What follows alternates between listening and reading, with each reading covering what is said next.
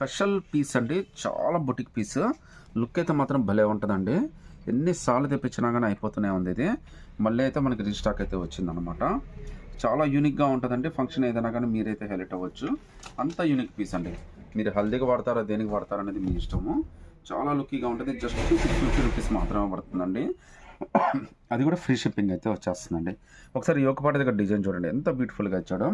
Even hands కూడా ఇచ్చేసాడండి. నార్మల్గా ఇలాంటివి మీరు తీసుకోవాలంటే కొద్దిగా ఎక్కువ కాస్ట్ పెట్టాల్సి వస్తుందండి.